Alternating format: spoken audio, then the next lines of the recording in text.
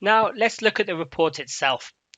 One of the first things that is useful for a user to look at when they first come onto a report is to know how up to date the data is. So here on the cover sheet, we show when the report was last refreshed and what was the date of the last quiz attempt in the database, so in the report itself. And generally we can see that it's a little bit before the time when the report was last refreshed. So it's you can see how up to date it is. And we can also here see the display name for the user that is logged in, which is used throughout the report. This is as per the setting in your profile on the LDI website. By default, this will just show a GUID, unless you explicitly set it to show your name or a nickname. So there's a link here to go to your edit profile to edit this. We also have the latest activity metrics for the last full day. We can see that yesterday there were 104 quiz attempts, and as context, the average number of quiz attempts per day over the last 30 days as a rolling average is 157. Likewise, we can see that there were 18 new people that signed up to LDI yesterday, and the 30-day rolling average for that metric is 20. Let's now go into the leaderboard. This is the first content page of the report, and it shows us who is ranking highest in terms of average adjusted quiz score for a particular tool. By default, Power BI.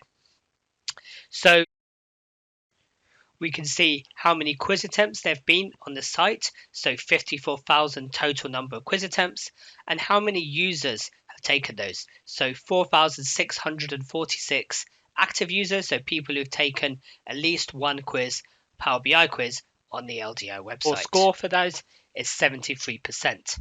Looking at the leaderboard, we can see details of each individual user by rank, and we see the raw score and the number of quiz attempts. And we can also see the adjusted quiz score. So the score is adjusted for the number of quiz attempts, so that, say, achieving 95% on one quiz attempt is not treated the same as getting an average of 95% across 100 quiz attempts, that the latter being a much better indicator of performance. And it's also adjusted for the duration, so the average duration per question across all the quiz attempts. So we can see that the person currently at the top of the leaderboard, so the time of this video, is a data scientist from the Netherlands who's achieved an overall average score of 96% across 114 quiz attempts in Power BI, with an average of 20 seconds per question. The relatively high number of quiz attempts and the low average duration has adjusted their score upwards from 96.1% to 100%. Hovering over this user gives us a breakdown of their raw score by topic and over time. We can see fairly consistent performance for this user over time, and actually they completed all of those 114 quizzes within the space of 8 days. So probably a very busy week ahead of taking an exam, perhaps, for exam preparation. We can also drill down into individual performance page. So if we right click on a user, go to drill through and click into individual performance. Here we also see performance over time for the user, but we can take advantage of cross filtering and the small multiple graphs at the bottom. So for example, we could select a particular topic and see the graph for that, or we could look at the small multiples graphs, and it's a good idea to look at them in full screen mode, where we can see, for example, for each topic there, how it breaks down, and we can compare them to each other. And the same here, but the average over each month. So we can look at it on a monthly basis as well as by topic. If we go back now to the main leaderboards page, now from here we can also look at some different leaderboards. So this is showing overall time for all users. But for example, we can focus only on quizzes, say in the last week, in the last 7 days, or last month, last 30 days. And if we look at, say, the last 7 days, for example, so now we're only looking at those quiz attempts in that time, we can see there were 836 in total. And we can see that the top user, Firid, has achieved an average score of 97% across 11 quiz attempts in that week. And the adjustments to the overall quiz score are all relative to other users and to other quiz attempts in that week. We can also filter down the leaderboard for specific Power BI topics. So if we want to focus on particular quizzes, for example, we can do that. and also for specific countries or job roles. So for example, if we wanted to just filter, say, for UK users, so we've got all the countries here, and we've got a search across them all. And if we wanted to search for United Kingdom, now this is showing all the UK users. So 68 in the last 7 days, which we can see there. And if we go back to all time, now we're looking at the leaderboard for the UK. And we can see how many quiz attempts they've taken. So we've got 378 users who have taken 4,000 quiz attempts between them. And we can also look at the combo chart at the bottom. So this shows performance over time for all the users in scope. So for this time, it's for all the UK users. We can see how many quiz attempts they've taken by week and the average scores over the last X number of days. So by default, this is set to 30, but we can change the slider here and the graph will adjust accordingly to what we selected here. So now we're looking over the past 69 days and it's looking at, again, weekly basis for those.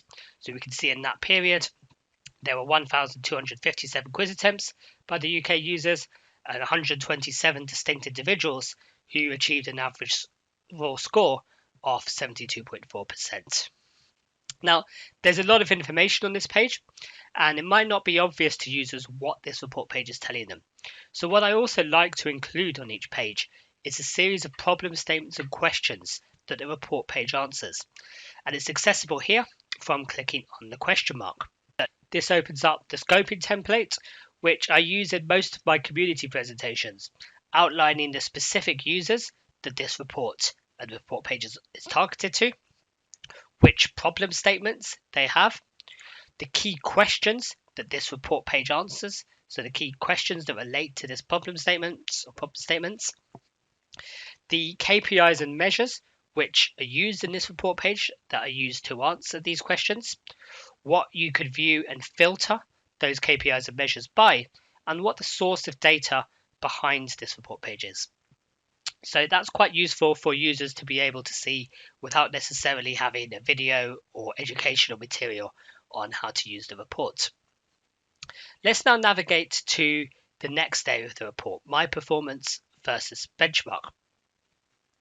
Let's start this time at looking at the populated scoping template. And we can see that here in this section, we want to be able to compare our performance against those from the same country, the same job role, or the same experience level, for example. So we want to be able to create a customized, a personalized benchmark group with a cohort of users that is relevant for us to compare against. Looking at the page, we can see how many quiz attempts we've done and the average score across those. I have actually done more than 6 quiz attempts of my own quizzes, but I've reset my ID several times for testing purposes, which is why this is coming up with this here. But now to define the benchmark group that we want to compare ourselves to, so by default it's just selected that it's my country. We can deselect that and it'll actually show all users, all active users, or we can choose any combination of country, job role, competency level, and years experience. So if we say my country and it picks up that I'm from the UK from my profile, and I want to look at my competency level. So for example, I think I put expert for Power BI on there. So we can see that there's 24 users in the UK who have classified themselves as experts. So I'm comparing myself against those 24 users. So they've done 222 quiz attempts with an average score very close to mine, actually just slightly lower. And then we can go down and see, for example, how the performance has been by individual topics. So I've only done 2 quiz attempts across those 6 quiz attempts. So prepare the data and visualize the data. And you can see my score relatively is lower compared to the benchmarks group, but it's higher on visualize the data. And we can select particular topics there and see the breakdowns further by question group, by category, question category, and by question itself. So we can hold down control and do a multi-select there to be able to then look across different questions and see which ones I got right versus the benchmark group. So we can look at that to see over much more detail. Hovering over the topic gives us a report page tooltip which allows us to look at the quiz performance over time for that particular topic. And we can see there's 3 quiz attempts for the prepare the data, and you can see the performance of those there. And then the same for the benchmark group. And because there's like to be a lot more here, it's showing this just over the last month. So we can see the 58 quiz attempts for this benchmark group with an average score of 81.4%, 20 active users who took this quiz in the benchmark group. So hovering over, we also have the buttons here. So we have the Your Performance button, and this takes me to the same individual performance page, but now obviously it's filtered for me. So I can again see my performance over time. I can filter it down for specific topics, and I can look at it by month. And then we have another page here, which is the bench group performance. And this takes you to a page on the benchmark performance, which is lots of really interesting detail and insights, and was lots of fun to prepare. And for what we see here, it shows the benchmark group against all of the other users who aren't part of the benchmark group. So the 24 users versus the 4,621 users who aren't part of that benchmark group.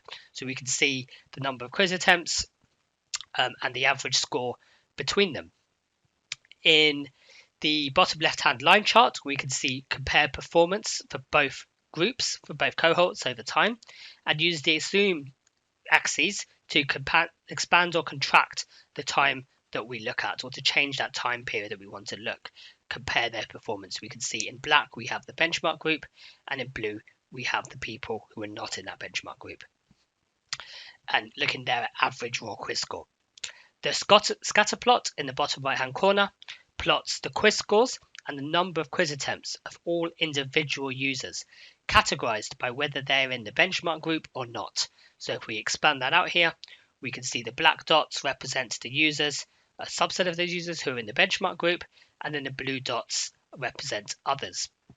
So here we could use this to look for particular outliers. So obviously taking an average and just looking at averages might mask performance of particular individuals, which would come out here in the scatter plot. And we can look at particular users and then right click and drill through again into individual performance if we want to see performance for any of those outliers. And if we go back into the report, so this graph here then is also the decomposition tree visual. For those of you who will have used this before, you'll know how powerful and insightful this is. And so if we open this up, what we're seeing here is the average quiz score broken down by many attributes that we can kind of drill into detail around how the breakdowns of that quiz score. So broken down by topic, by question group, and then by various attributes of the users, such as age range, years experience, country. And we can look at this and look at lots of different paths. But what makes the decomposition tree really powerful is that we can actually change what branches we look at. So we can define our own splits. So if we go in here and as an end user, if we click on the crosses next to the branches that we have here and actually reset these, now we're here raw quiz score, and we can decide how we want to analyze the breakdown. So we can pick any of the attributes that are pre-selected here, or we can ask the engine to say, give me the attribute that explains the highest contributing value to a high score, to a high average risk score. So if we click on that, it will tell us automatically that of all the attributes that we could possibly pick, job role is actually one that has the most contribution to whether overall the quiz score is high or low. And we can see that certain job roles have a higher average score compared to other job roles. And then we can go back, and for each one we can either add one of the attributes that we choose, or we can say which contributes the most to the average raw quiz score being high or the average raw quiz score being low. So we can pick country, for example, and then we can see and drill down into those. So again, pick high value and things like that. And then navigating back to the benchmark performance page, we can use this decomposition tree as a way of filtering the other graphs on the page, so that we can start to look at November 2020 by users in Argentina who have a job role of teachers. And we can see how many users we've got and how their performance has been, and then see those individuals plotted by average raw quiz score versus number of quiz attempts on the scatter plot.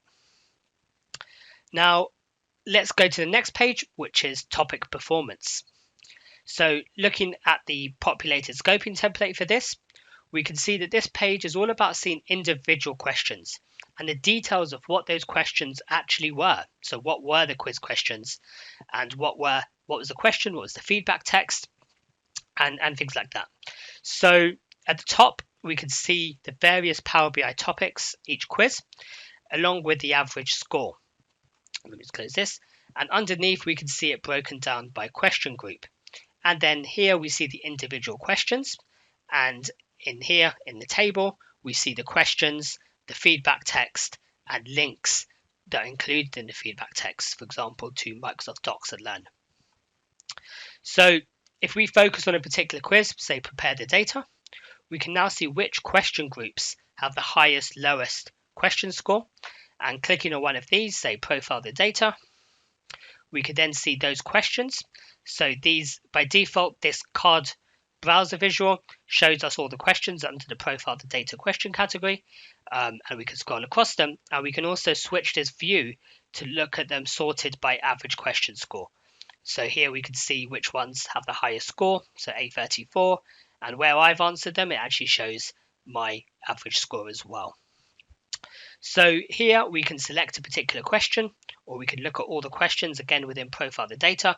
So for each question, we have the question itself, what was the actual question, the feedback, and then we have feedback links. So these link into the particular feedbacks. So if I just select a question again, and if we say select combine files, this now takes us to the page where we can go and see the link that is referenced in the feedback text there. So really useful for you to drill into those questions. We also then have next to each question the average score and my average score for where I've answered these, with conditional formatting applied there on the table to aid the interpretation. This last report page is for you to explore what else might be interesting in the data, using either the key influencers visual or asking your own natural language question of the data. With the key influencers visual, we can see the results of some automatic insights analysis that the Power BI engine has run, picking out particular attribute values or combination of attribute values that contribute to a score being high or low. And we might not have spotted these had we not drawn specific graphs split by country, and those combination of attributes we might not have spotted, and looked at relative performance of them, we might not have spotted that these particular attribute values are interesting. For example, we can see that the score is on average 10% higher when the country is Serbia, and 8.2% higher when the country is Finland, and also higher when job role is data scientist, for example. Now, these perhaps might be very small numbers of users. So whilst it might be true that those users in Serbia have an average higher risk score, there might only be a handful of those users. So perhaps it's not representative of actually what is driving performance overall. So we can switch the view here to sort by count instead, where those attributes with a high number of users are shown first. And now we can actually see that it's things like the job role being data analytics BI consultant has, even though it's a small percentage increase, increases by 3%, but here we can see that actually we've got more users in there, and the length of the circle, the proportion of the circle which is outlined, represents the number of users that this relates to. So the top segments section of this key influencers visual then shows which particular combination of attributes is also then most interesting, or attribute values. So if we click on this segment, for example, this is where gender is not blank and where topic is DA100 analyze the data. So for that particular quiz where people have specified their gender, potentially not that insightful as to who they are, we can see that actually that represents 8.7% of the data, and we can see that the average raw quiz score for that population is 70.1%, which is 2.1% higher than the overall average for that. So this could give you some interesting insights. And again, even without having graphs and visuals drawn to represent these attributes, we can find potentially some really interesting insights into the data. So if we have other questions that this report hasn't answered, or if we just want to see a visual related to something specific, we can ask it here. So for example, we haven't had many graphs which look at the split by age range or by gender, as these are optional feeds which have only been added recently. So they're still largely unpopulated in the user profiles. So if we type a question like, what is the average? And we've got to use the terminology that I've used here. So I've done AVG for average, the average raw quiz score by age range. It will now give us a graph, and we can see that the age range with the highest quiz score is actually the 50 to 65, and then blanks followed by 36 to 49 and 25 to 35. So this will give us an appropriate graph, giving us this breakdown. So this could be really useful for the something. And actually, if it is useful, we should give it a thumbs up there, so Microsoft know that this type of insight is useful. So that's it for this report. We could go into lots more detail on how some of the logic works under the hood.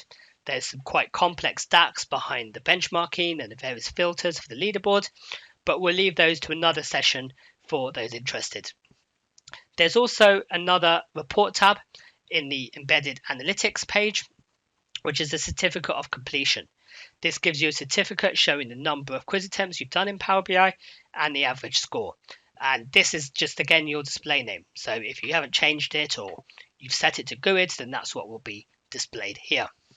And you have to go back into Edit Profile to change that and give it an hour or two for that to display in the certificate. So these Power BI questions are quite hard, and many are much harder than the real exam. So if you do have a decent score here, it's worth sharing it. For now, we haven't got an automated way to extract that into a PDF or an image for printing or emailing. But that should be possible using the export to file API, and I'm just waiting for the Power Automate visual to come into Power BI, because I think that would be a good way of doing this. So look out for that as a future enhancement to this analytics service. And on that note, this report and the analytics offering will continue to grow. So please do let me know any feedback or suggestions. You can reach out to me directly at rishi@learndatainsights.com. Thank you for watching, and we hope you enjoy using this analytics report.